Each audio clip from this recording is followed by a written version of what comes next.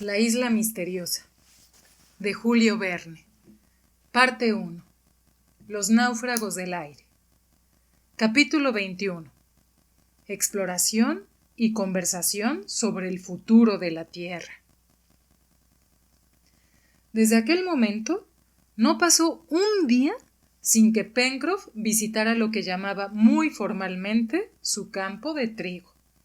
Y desventurados los insectos que se aventuraban a acercarse. No tenía piedad con ellos. Hacia finales de junio, después de interminables lluvias, bajó mucho la temperatura, y el 29, un termómetro Fahrenheit había anunciado solamente 20 grados sobre cero, 6 o 7 grados centígrados bajo cero. Al día siguiente, 30 de junio, día que corresponde al 31 de diciembre en el hemisferio boreal, era viernes. Nab observó que el año concluía con un día malo. Pero Pencroff le respondió que naturalmente el año siguiente comenzaría por uno bueno, lo que valía más. Comenzó un frío muy vivo. Empezaron a amontonarse los hielos en la desembocadura del río de la Merced, y el lago no tardó en helarse en toda su extensión. Hubo que renovar muchas veces la provisión de combustible. Pencroff no había esperado a que el río se helase para conducir enormes cargas de leña a su destino. La corriente era un motor infatigable y fue empleada para acarrear maderas hasta que el río vino a encadenarla. Al combustible, tan abundantemente suministrado por el bosque, se añadieron varias carretadas de hulla, que hubo que buscar al pie de los contrafuertes del monte Franklin. Aquel poderoso calor del carbón de piedra fue vivamente apreciado a causa de la baja temperatura, que el 4 de julio descendió a 8 grados Fahrenheit, 13 grados centígrados bajo cero. Se puso una nueva chimenea en el comedor. Y allí trabajaban todos en común. Durante este periodo de frío, Cyrus Smith tuvo ocasión de felicitarse de haber derivado hasta el Palacio de Granito un pequeño chorro de las aguas del lago Grant. Tomadas bajo nivel de la helada superficie y conducidas por el antiguo desagüe, se conservaban líquidas y llegaban a un depósito interior que se había abierto en el ángulo formado detrás del almacén, cuyo sobrante bajaba por el pozo al mar. Hacia aquella época, habiéndose puesto el tiempo muy seco, los colonos, abrigados lo mejor posible, resolvieron dedicar un día a la exploración de la parte sudeste de la isla, entre el río de la Merced y el cabo de la Garra. Era un vasto terreno pantanoso, y probablemente existía en él muy buena caza, pues debían pulular las aves acuáticas. La distancia era de 8 o 9 millas de ida y otras tantas de vuelta. Por consiguiente, había que empezar bien el día. Como se trataba también de la exploración de la porción desconocida de la isla, toda la colonia debería tomar parte en ella. Por eso, el 15 de julio, desde las 6 de la mañana, cuando apenas había amanecido, Cyrus Smith, Gédéon Spilett, Harbert, Nab y Pencroff, armados de venablos, lazos, arcos y flechas, y provistos de comida abundante, salieron del Palacio de Granito, precedidos de Top, que saltaba delante de ellos. Tomaron el camino más corto, para lo cual atravesaron el río de la Merced por los hielos que lo obstruían entonces. Pero, observó justamente el corresponsal, esto no puede reemplazar un puente verdadero. Por eso la construcción de un puente verdadero estaba registrada entre las obras a realizar. Era la primera vez que los colonos ponían el pie en la orilla derecha del río de la Merced, y que se aventuraban entre aquellas grandes y soberbias coníferas, entonces cubiertas de nieve. No habían andado media milla cuando de una grande espesura se escapó toda una familia de cuadrúpedos, que habían elegido aquel domicilio y huían ante los ladridos de Top. «Parecen zorras», exclamó Harbert cuando vio a aquella bandada huyendo. Eran zorras, en efecto, pero zorras de gran tamaño, que despedían una especie de ladrido que parecía admirar el mismo Top, porque se detuvo y dio a aquellos rápidos animales el tiempo necesario para desaparecer. El perro tenía motivo para sorprenderse, pues no sabía historia natural, pero por sus ladridos, aquellas zorras, de pelo gris rojizo y cola negra, terminada en una especie de penacho blanco, habían descubierto su origen. Harbert les dio sin vacilar su verdadero nombre de culpeos. Estos culpeos se encuentran frecuentemente en Chile, en las Islas Malvinas y en todos los parajes americanos atravesados por los paralelos 30 y 40. Harbert sintió mucho que Top no hubiera podido apoderarse de uno de aquellos carnívoros. ¿Y eso se come?, preguntó Pencroff, que no consideraba jamás a los representantes de la fauna de la isla, sino desde un punto de vista especial. No, respondió Harbert. Los zoólogos no han averiguado todavía si la pupila de esas zorras es diurna o nocturna, y si conviene o no clasificarlas en el género perro propiamente dicho. Cyrus Smith no pudo menos de sonreírse al oír la reflexión del joven, que revelaba su espíritu, dado a los estudios serios. En cuanto al marino, poco le importaba la cuestión zoológica, desde el momento en que aquellas zorras no podían ser clasificadas en el género de comestible. Sin embargo, observó que cuando hubiera un corral en el Palacio de Granito, no habría que olvidar tomar algunas precauciones contra la visita probable de aquellos ladrones de 4 patas, observación a la cual nadie replicó. Después de haber doblado la punta de los náufragos, los colonos siguieron una larga playa. Eran entonces las 8 de la mañana, y el cielo estaba muy puro, como sucede durante los grandes prolongados fríos. Pero habiendo entrado en calor a consecuencia de la marcha, Cyrus Smith y sus compañeros no sentían demasiado lo picante de la atmósfera. Por otra parte, no soplaba el viento, circunstancia que hace infinitamente más soportable los fuertes descensos de la temperatura. El sol brillante, pero sin acción calorífica, salía entonces del océano, y su enorme disco se balanceaba sobre el horizonte. El mar formaba una sábana tranquila y azulada como la de un golfo mediterráneo cuando el cielo está puro. El cabo de la Garra, curvado en forma de yatagá, mostraba claramente su perfil a 4 millas al sudeste. A la izquierda, la línea del pantano terminaba bruscamente por una pequeña punta, que el sol coloreaba a la sazón con rayos de fuego. Ciertamente, en aquella parte de la bahía de la Unión, descubierta a todos los vientos del mar, y que no tenía siquiera la protección de un banco de arena, los buques batidos por el viento del este no habrían encontrado abrigo de ninguna especie. Se conocía por la tranquilidad del mar, cuyas aguas no turbaban ningún alto fondo, por su color uniforme, no manchado por ningún matiz amarillento, y por la ausencia, en fin, de todo arrecife, que aquella costa era acantilada, y que el océano junto a ella encubría profundos abismos. En segundo término, hacia el oeste, se desarrollaban, pero a distancia de 4 millas, las primeras líneas del bosque al que los colonos habían dado el nombre de Far West. Los colonos podían creerse, por decirlo así, en la costa desolada de alguna isla de las regiones antárticas invadidas por los hielos. Hicieron alto en aquel paraje para almorzar. Encendieron una hoguera de maleza y hojarasca, y Nab preparó el almuerzo de carne fiambre con algunas tazas de té de oswengo. Todos miraban a uno y otro lado mientras comían. Aquella parte de la isla Lincoln era realmente estéril y contrastaba con toda la región occidental, lo cual indujo a Spilett a reflexionar que si la casualidad les hubiera arrojado desde el primer día en aquella playa, habrían formado de su futuro dominio una idea muy desfavorable.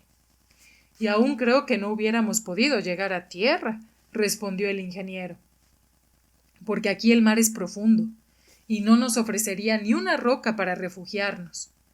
Delante del palacio de granito, por lo menos, hay bancos de arena y un islote, cosas todas que multiplicarían las probabilidades de salvación.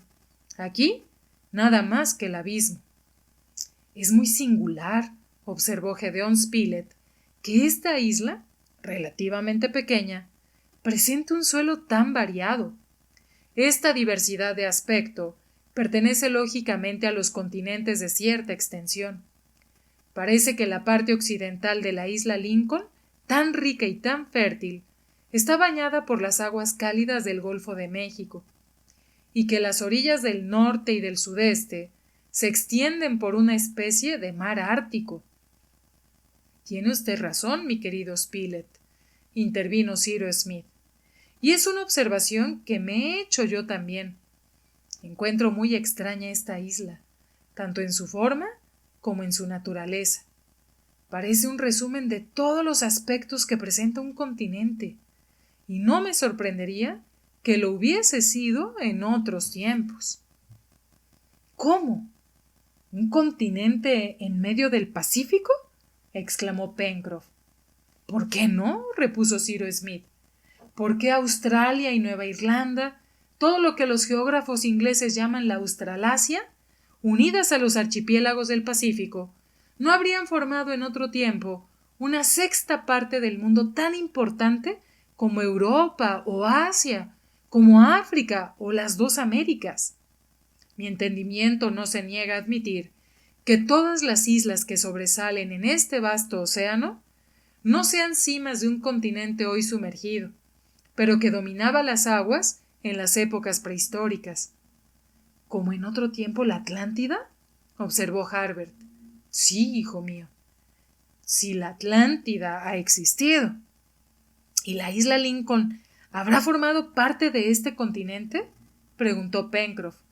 Es probable, respondió Cyrus Smith, y eso explicaría suficientemente la diversidad de productos que se observa en su superficie, y el número considerable de animales que la habitan todavía, añadió Harbert.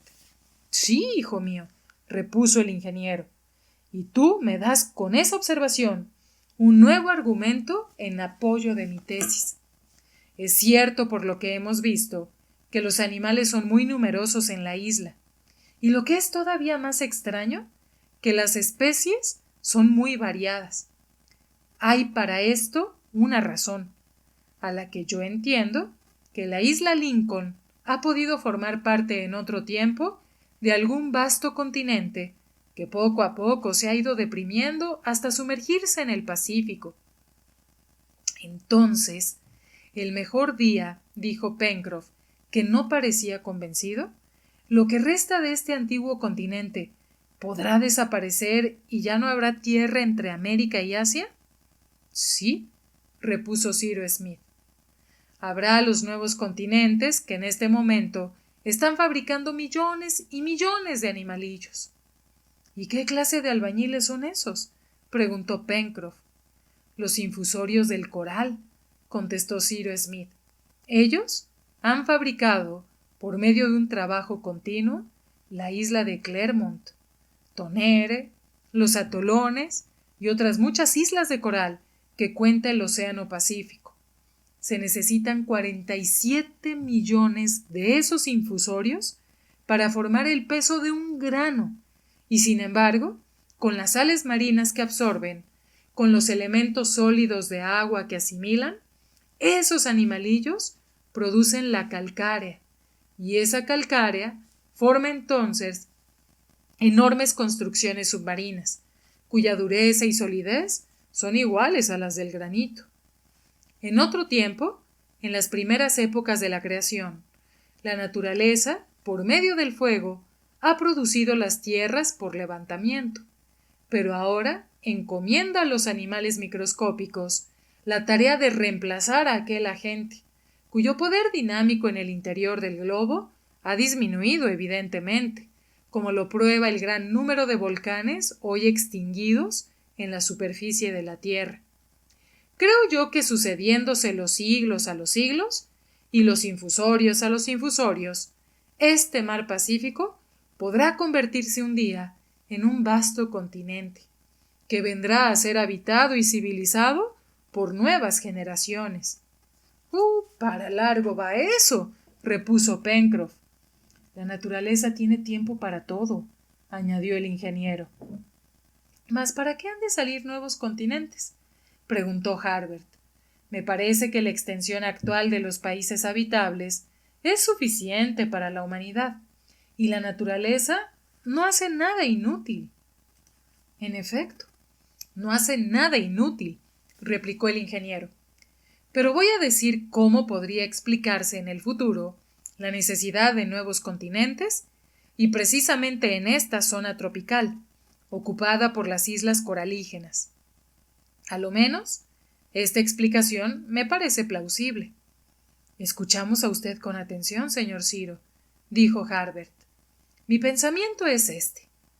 Los sabios admiten generalmente que nuestro globo morirá un día, o más bien, que no será posible en él la vida animal y vegetal, a consecuencia del enfriamiento intenso que ha de sobrevenir. El punto sobre el que no están de acuerdo es la causa del enfriamiento. Unos piensan que provendrá del descenso de la temperatura que experimentará el Sol al cabo de millones de años. Otros juzgan que procederá de la extinción gradual del fuego interior de nuestro globo, que tiene sobre él una influencia mayor de la que se supone generalmente. Estoy por esta última hipótesis, y me fundo en el hecho de que la Luna es verdaderamente un astro enfriado no habitable, aunque el Sol continúa todavía vertiendo en su superficie la misma suma de calor. Si la Luna se ha enfriado, es porque sus fuegos interiores, a los cuales, como todos los astros del mundo estelar, ha debido su origen, se ha extinguido completamente.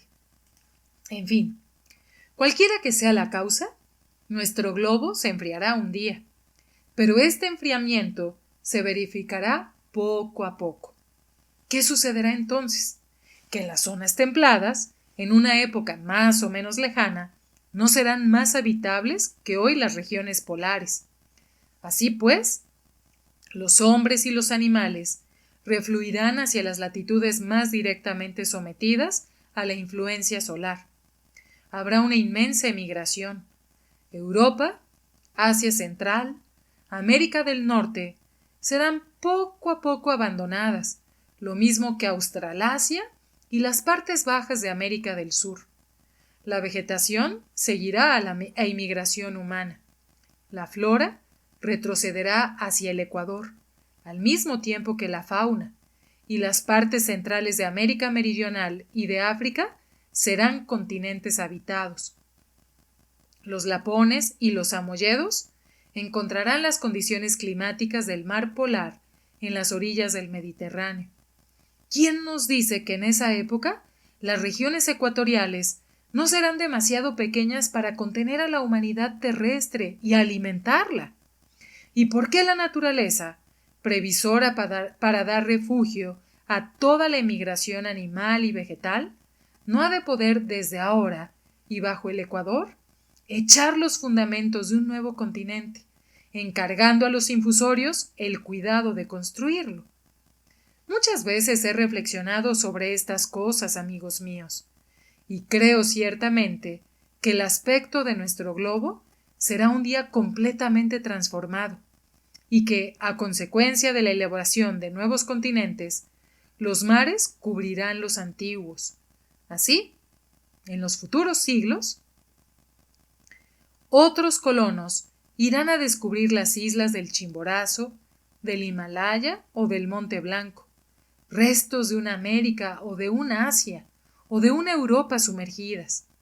Después, esos nuevos continentes se harán a su vez inhabitables. El calor se extinguirá como el de un cuerpo abandonado por el alma, y la vida momentáneamente. Y la vida desaparecerá del globo, si no definitiva, al menos momentáneamente.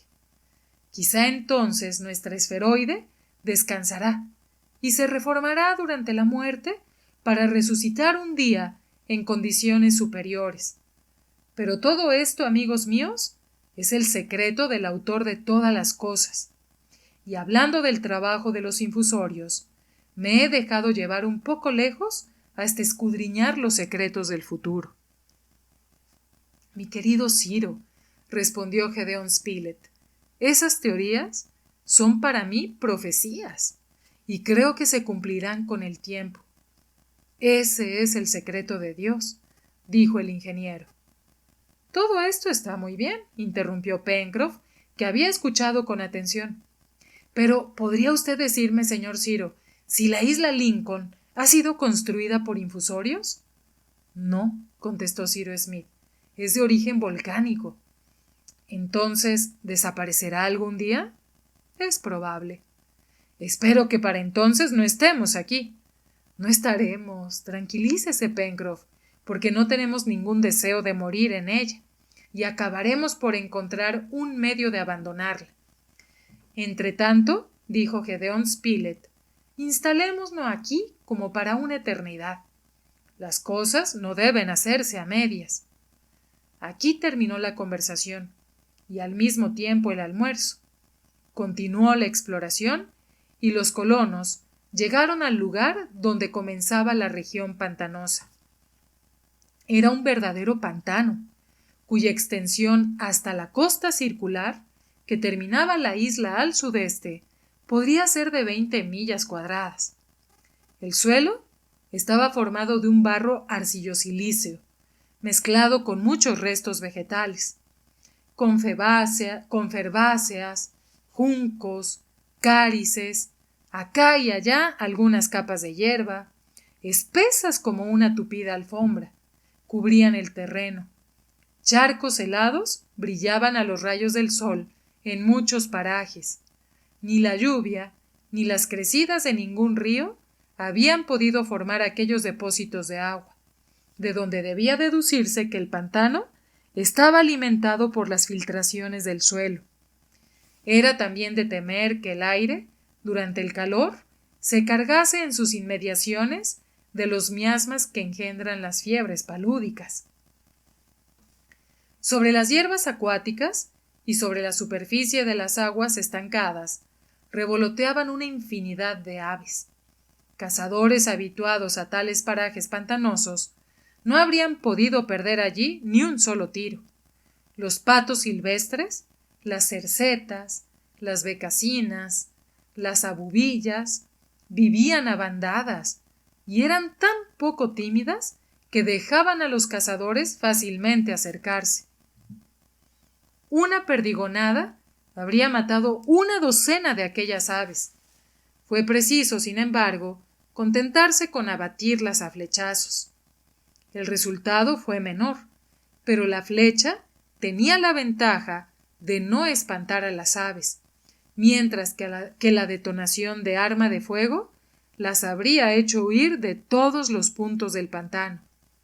Los cazadores se contentaron por esta vez con una docena de patos de cuerpo blanco, rodeado de un cinturón de color canela, cabeza verde, alas negras, blancas y rojas, y pico achatado, a los cuales Harbert dio el nombre de tadornes.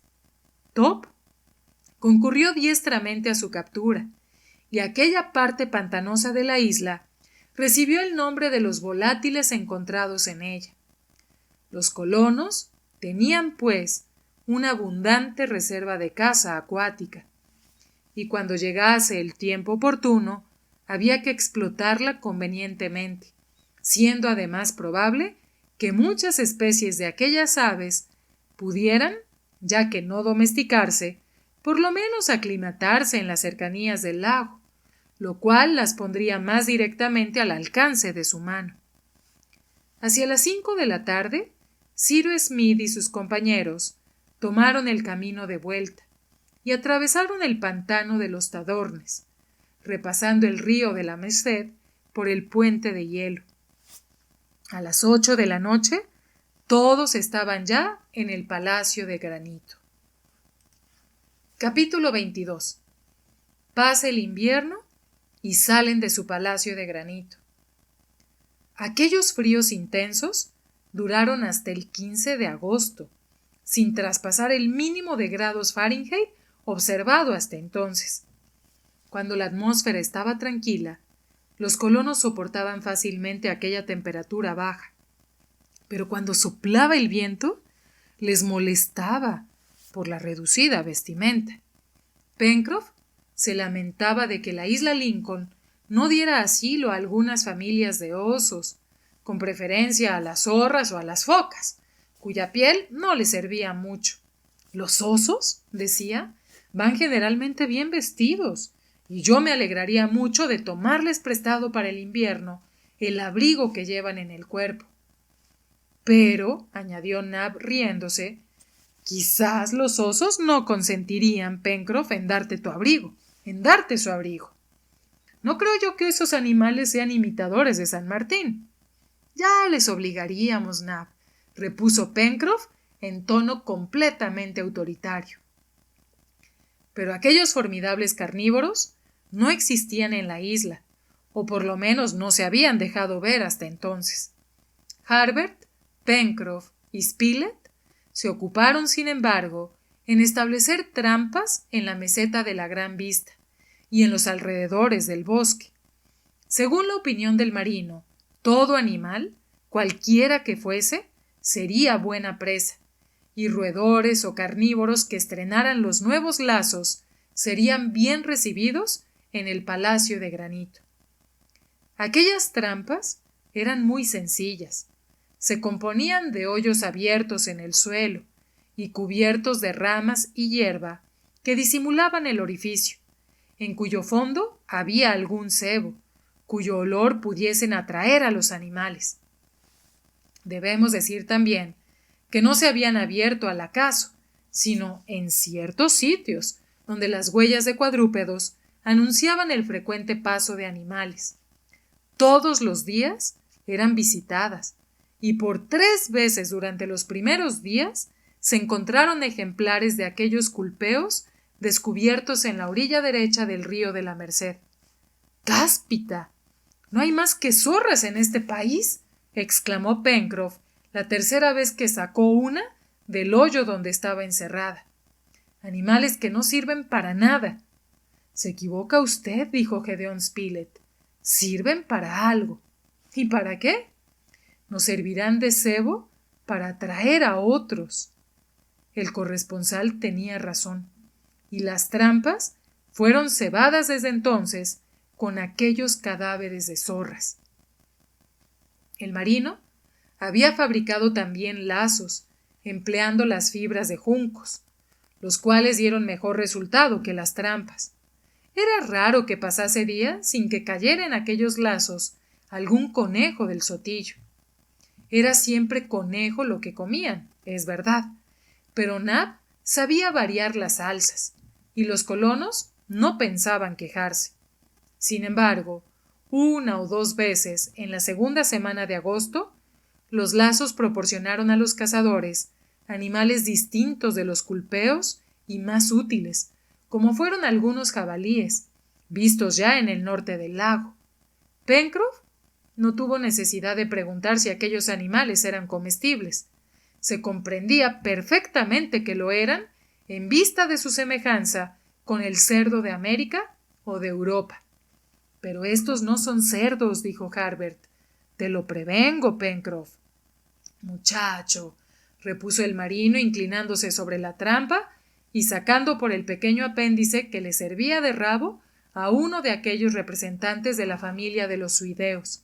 Déjame creer que lo son. ¿Por qué? Porque me complazco en creerlo. ¿Te gusta mucho el cerdo, Pencroff? Mucho, exclamó el marino.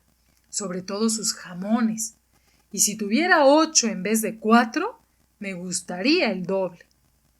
Los animales de que se trataba eran saínos, pertenecientes a uno de los 4 géneros que cuenta la familia, y eran además de la especie de los tagasus, fáciles de conocer por su color oscuro y por la ausencia de los largos caninos de que están provistas las bocas de sus congéneres. Estos saínos viven ordinariamente en rebaños, y era probable que abundasen en la parte silvestre de la isla. En todo caso, eran comestibles desde la cabeza hasta los pies, y Pencroff no pedía otra cosa. Hacia el 15 de agosto, el estado atmosférico se modificó por un salto que hizo el viento al noroeste. La temperatura subió a algunos grados, y los vapores acumulados en el aire no tardaron en resolverse en nieve. Toda la isla se cubrió de una blanca sábana y se mostró a los habitantes bajo un nuevo aspecto. La nieve cayó abundantemente por espacio de varios días, llegando a formar una capa de 2 pies de espesor. Pronto refrescó el viento, y desde lo alto del Palacio de Granito se oían los bramidos del mar sobre los arrecifes. En ciertos ángulos se formaban rápidos remolinos de aire, y la nieve, acumulándose en las altas columnas giratorias, parecía una de esas trombas líquidas que dan vueltas sobre su base. Sin embargo, el huracán procedente del noroeste tomaba de través la isla, y la orientación del Palacio de Granito le preservaba de un ataque directo.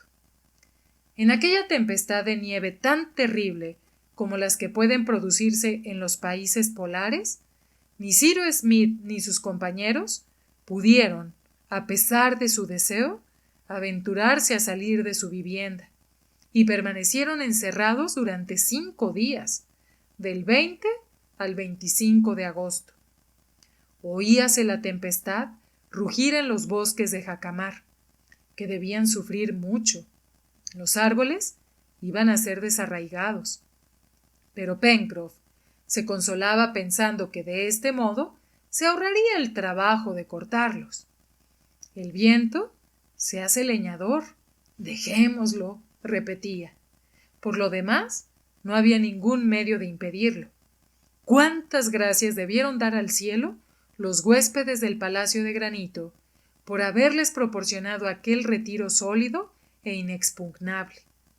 Cyrus Smith tenía su parte legítima en aquellas gracias, pero al fin era la naturaleza la que había abierto la vasta caverna, y Cyrus Smith no había puesto más trabajo que el de descubrirla. Allí todos estaban en lugar seguro, y la borrasca no podía alcanzarlos. Si hubiesen construido en la meseta de la Gran Vista una casa de ladrillo y de madera, no habría resistido los furores de aquel huracán.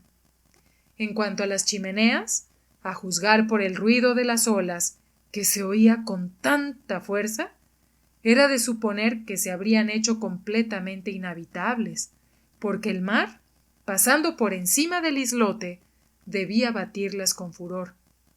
Pero en el Palacio de Granito, en el centro de aquella masa inmensa, contra la cual no tenían poder ni el agua ni el aire, nada había que temer. Durante aquellos días de retiro forzoso, los colonos no estuvieron inactivos.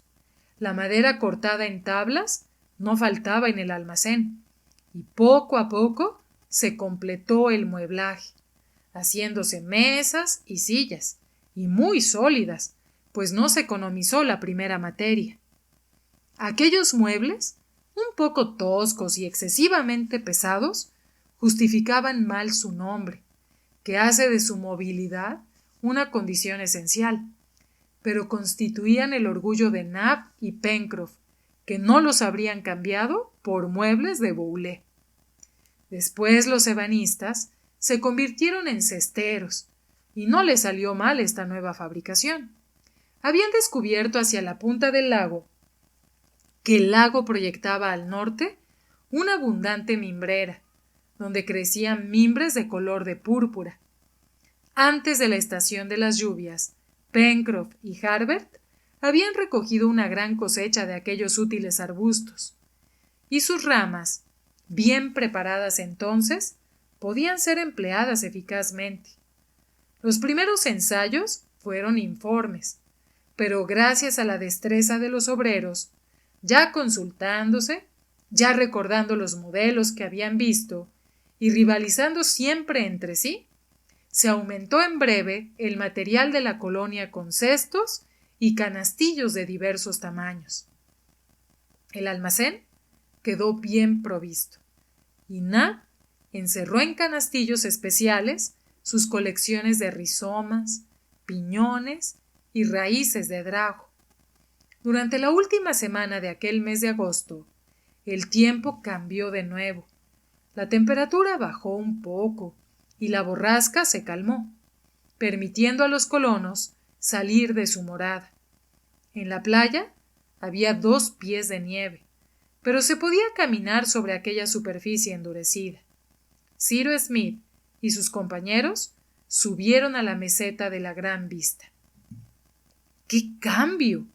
Aquellos bosques que habían dejado verdes, sobre todo en la parte donde dominaban las coníferas, habían desaparecido bajo un color uniforme. Todo era blanco, desde la cima del monte Franklin hasta el litoral. Los bosques, la pradera, el lago, el río, las costas. El agua del río de la Merced corría bajo una bóveda de hielo que se deshacía a cada flujo y reflujo, rompiéndose con estrépito. Innumerables aves revoloteaban sobre la superficie sólida del lago, como patos, cercetas y abubillas. Contábanse por millares. Las rocas, entre las cuales caía la cascada en la ladera de la meseta, estaban erizadas de témpanos de hielo. Parecía que el agua se escapaba de una monstruosa jarra cincelada por el capricho de un artista del Renacimiento. No era posible hacer un juicio sobre los daños causados en el bosque por el huracán, y había que esperar que la inmensa capa blanca que lo cubría se hubiera derretido. Gedeón Spilett, Pencroff y Harbert no se olvidaron de las trampas bajo la nieve que las cubría, y debieron tener cuidado de no caer en una u otra, lo cual hubiera sido para ellos, a la vez que humillante y peligroso, caer en sus propias redes. Pero en fin, evitaron aquel inconveniente y encontraron las trampas intactas. Ningún animal había caído en ellas, y sin embargo, había muchas huellas en los alrededores, y entre otras, había ciertas marcas de garras muy claras y evidentes. Harbert no vaciló en afirmar que algún carnívoro de la raza felina había pasado por allí, lo cual justificaba la opinión del ingeniero sobre la presencia de fieras peligrosas en la isla Lincoln. Sin duda, aquellas fieras habitaban ordinariamente los espesos bosques del Far West, pero acosadas por el hambre, se habían aventurado hasta la meseta de la Gran Vista. Tal vez olfateaban los huéspedes del Palacio de Granito. ¿Qué son esos felinos?, preguntó Pencroff. Tigres, contestó Harbert. Yo creía que esos animales no se encontraban más que en los países cálidos. En el nuevo continente, contestó el joven, se les encuentra desde México hasta las pampas argentinas. Ahora bien, como la isla Lincoln está poco más o menos en la misma latitud que las provincias del Río de la Plata, no es extraño que haya en ella algunos tigres. Bueno, dijo Pencroff, vigilaremos. Al fin, la nieve se disipó bajo la influencia de la temperatura, que fue elevándose. Sobrevino la lluvia, y gracias a su acción disolvente, desapareció la capa blanca. Los colonos, a pesar del mal tiempo, renovaron su reserva en todo: piñones, raíces de drago, rizomas, agutíes y canguros. Esto exigió alguna excursión al bosque, y entonces se pudo observar que el huracán había derribado cierta cantidad de árboles. El marino y Nab llegaron con el carro hasta el yacimiento de Ulla para llevarse algunas toneladas de combustible, y al pasar vieron que la chimenea del horno de vidriado se había deteriorado por el viento, que se había llevado por lo menos 6 pies. Se renovó también, al mismo tiempo que el carbón, la provisión de leña, y se aprovechó la corriente del río de la Merced, que había vuelto a quedar libre, para llevar por ella varias cargas, por si no hubiese acabado todavía el periodo de los grandes fríos. Los colonos visitaron también las chimeneas, y no pudieron menos de felicitarse de no haber tenido necesidad de vivir en ellas durante la tempestad. El mar había dejado en aquel paraje visibles rastros de sus estragos. Levantado por los vientos y saltando por encima del islote, había penetrado violentamente en los corredores que estaban medio cubiertos de arena, mientras espesas capas de algas cubrían las rocas. En tanto que Nab, Harbert y Pencroff renovaban las provisiones de combustible, Cyrus Smith y Gedeón Spilett se ocupaban en limpiar las chimeneas y encontraron la fragua y los hornos casi intactos, gracias a haber estado protegidos por la acumulación de las arenas. No había sido inútil renovar la provisión de combustible. Los colonos tenían que sufrir aún fríos muy rigurosos. Sabido es que en el hemisferio boreal, el mes de febrero se señala generalmente por un descenso de temperatura, y lo mismo debía suceder en el hemisferio austral a finales de agosto, que es el febrero de América del Norte. La isla Lincoln no se libró de esta ley climatológica. Hacia el 25, después de una nueva alternativa de nieve y de lluvia, el viento saltó al sudeste y el frío se hizo intenso. Según los cálculos del ingeniero, la columna mercurial de un termómetro Fahrenheit no hubiera marcado menos de 8 grados bajo cero. 22 grados centígrados bajo cero. Y esta intensidad de frío, que un viento agudo hacía más doloroso, se mantuvo por espacio de muchos días. Los colonos debieron encerrarse de nuevo en el palacio de granito, y como fue preciso obstruir herméticamente todas las aberturas de la fachada, no dejando más que el paso puramente necesario para la renovación de aire, el consumo de bujías fue grande.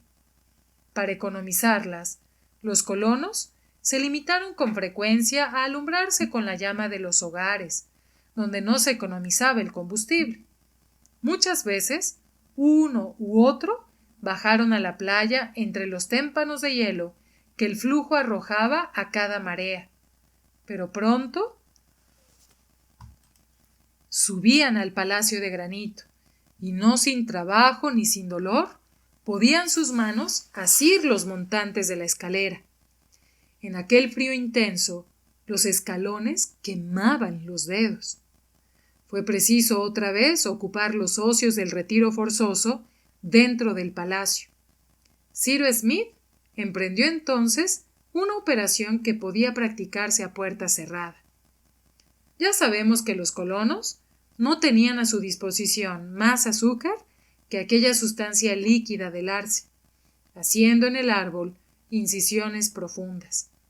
Bastábales, pues, recoger en vasos el licor que los árboles destilaban, y en tal estado lo empleaban en diversos usos culinarios, tanto más fácilmente cuanto que con el tiempo el licor tendía a volverse blanco y a tomar una consistencia de jarabe. Pero todavía había algo más que hacer. Un día Cyrus Smith anunció a sus compañeros que se iban a transformar en refinadores de azúcar. —¿Refinadores? —intervino Pencroff. Me parece que ese es un oficio un poco cálido. Muy cálido, dijo el ingeniero. Entonces será propio de la estación, replicó el marino. La palabra refinación no debe despertar en el ánimo de los lectores el recuerdo de esas fábricas llenas de máquinas y obreros. No, para cristalizar aquel licor bastaba depurarlo mediante una operación muy sencilla.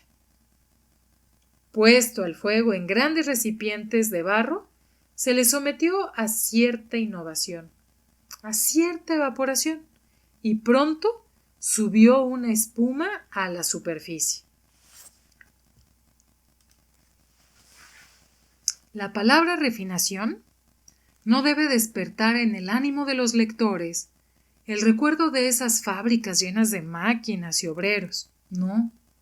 Para cristalizar aquel licor, bastaba depurarlo mediante una operación muy sencilla. Puesto al fuego en grandes recipientes de barro, se le sometió a cierta evaporación y pronto subió una espuma a la superficie.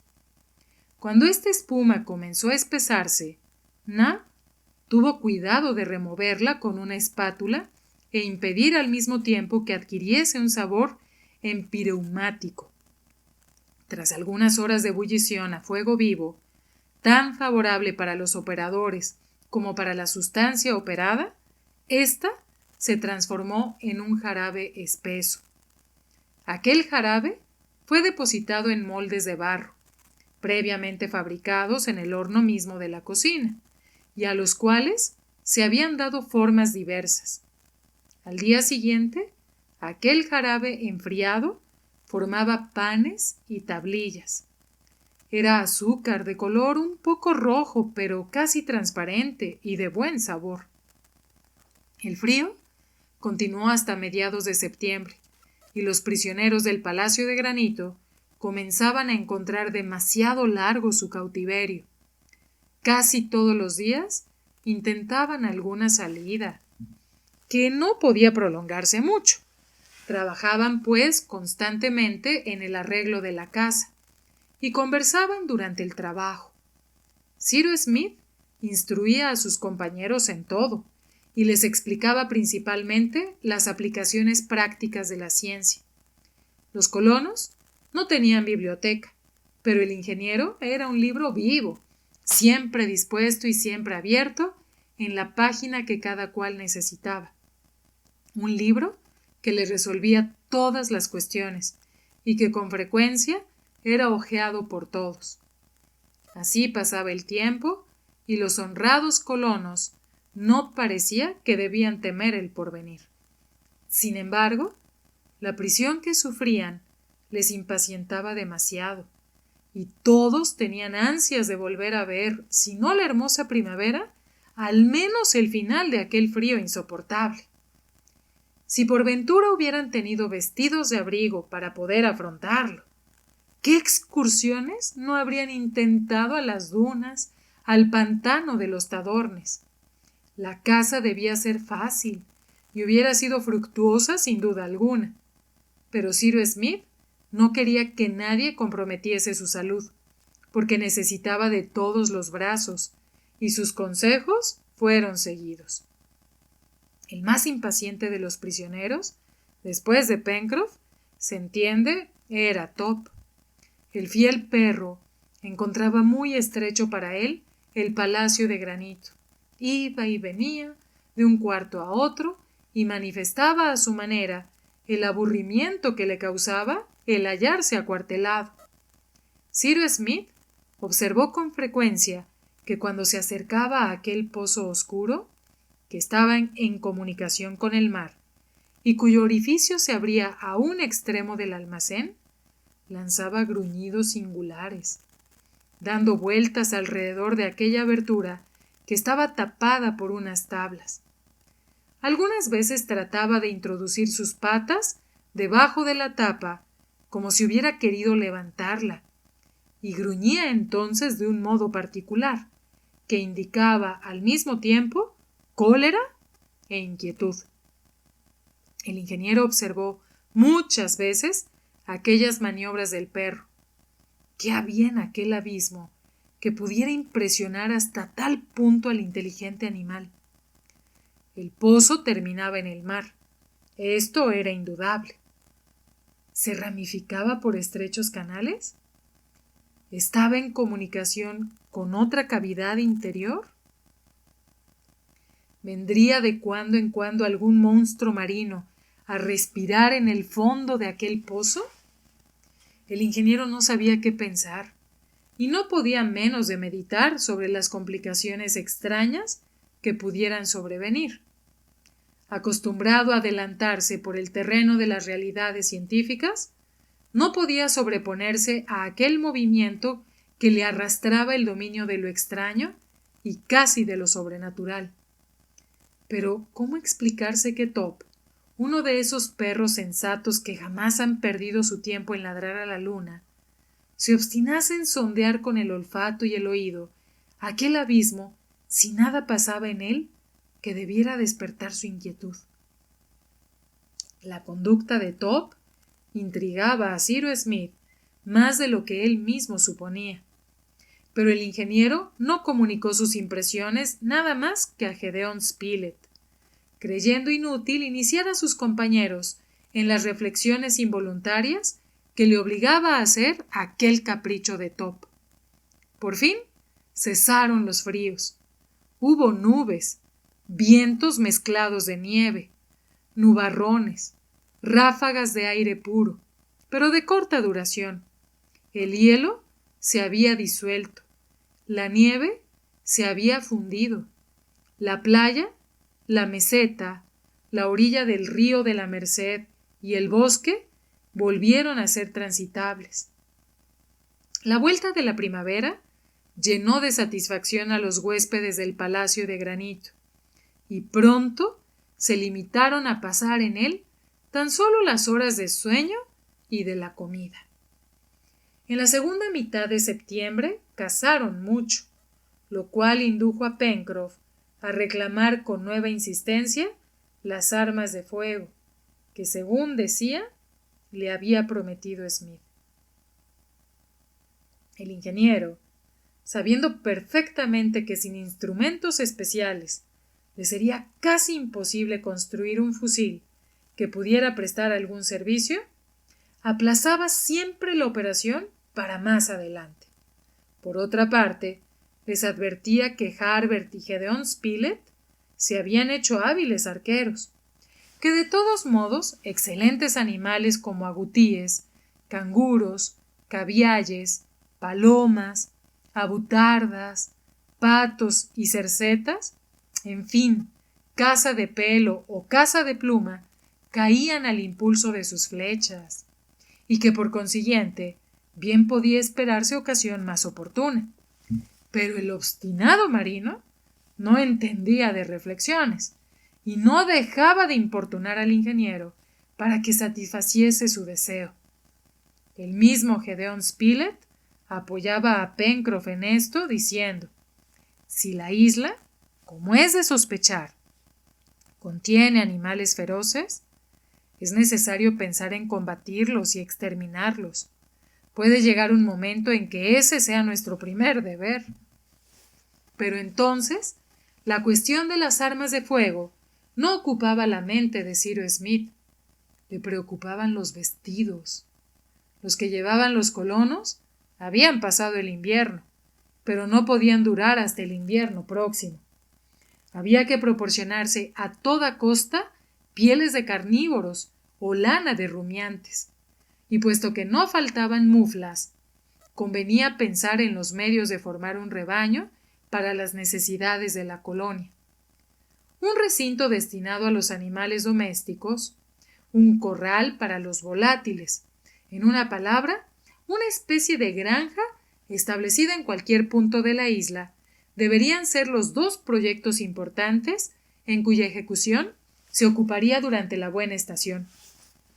Por consiguiente, para llevar a cabo la idea de estos futuros establecimientos, era urgente emprender un reconocimiento de toda la parte ignorada de la isla Lincoln, es decir, de aquellas grandes selvas que se extendían a la derecha del río de la Merced, desde su desembocadura hasta el extremo de la península Serpentina, lo mismo que toda la costa occidental. Pero era preciso que el tiempo estuviese asegurado, y todavía debía transcurrir un mes antes de que pudiera emprenderse útilmente la expedición. Esperaban con impaciencia, cuando ocurrió un incidente que vino a excitar más el deseo que tenían los colonos de visitar completamente su dominio. Era el 14 de octubre. Aquel día Pencroff había ido a visitar las trampas, que tenía siempre convenientemente cebadas, y en una de ellas encontró 3 animales, que entrarían en la despensa como llovidos del cielo. Eran una hembra de Zaino y sus 2 lechoncillos. Pencroff volvió, pues, al Palacio de Granito, satisfecho de su captura, y como siempre, hizo gran ostentación de su caza. «Vamos, hoy haremos una suculenta comida, señor Ciro», exclamó, «y usted, señor Spilett, participará de ella». «Con mucho gusto», dijo el corresponsal, «pero ¿qué es lo que vamos a comer?» «Lechoncillo». «¿Lechoncillo, Pencroff? Al oírle a usted, creí que nos traía una perdiz con trufas». «¿Cómo? ¿Haría usted ascos al lechón?» «No», repuso Gédéon Spilett, sin mostrar ningún entusiasmo, «y con tal que no se abuse de ese manjar». «Bueno, bueno, señor periodista», dijo el marino, a quien no gustaba que despreciasen su casa. «Veo que se hace usted el melindroso. Hace 7 meses, cuando desembarcamos en esta isla, se habría tenido usted por dichoso encontrando una cabeza semejante». «¿Qué le vamos a hacer?», exclamó Gédéon. «El hombre jamás es perfecto y nunca está contento». «En fin», repuso Pencroff, «espero que Nab se lucirá. Vean ustedes, estos 2 zaínos pequeños apenas tienen 3 meses de edad. Estarán tan tiernos como codornices. Vamos, Nab, vamos. Yo mismo vigilaré la cocina». Y el marino entró en la cocina, absorbiéndose enseguida en sus tareas culinarias. Le dejaron que se arreglase a su modo. Nab y él prepararon una comida magnífica compuesta de los 2 zaínos, de una sopa de canguro, un jamón ahumado, piñones, bebida de drago, té de oswego y de todo lo mejor que había en la despensa. Pero entre todos los platos debía figurar en primer término los sabrosos zaínos en estofado. A las 5 se sirvió la comida en la sala del Palacio de Granito. La sopa de canguro humeaba sobre la mesa, y todos la hallaron excelente. A la sopa sucedieron los zaínos, que Pencroff quiso a cada uno de los comensales, que Pencroff quiso trinchar por sí mismo, y de los cuales sirvió porciones monstruosas a cada uno de los comensales. Los lechoncillos estaban verdaderamente deliciosos, y Pencroff devoraba su parte con glotonería, cuando de repente dejó escapar un grito y un taco. «¿Qué pasa?», preguntó Cyrus Smith. «¡Ay, ay! Acabo de romperme una muela», contestó el marino. «¿Cómo? ¿Tienen piedras los zaínos que usted caza?», dijo Gédéon Spilett. «Habrá que creerlo», añadió Pencroff, sacando de la boca el objeto que le había costado una muela. No era una piedra, sino un grano de plomo.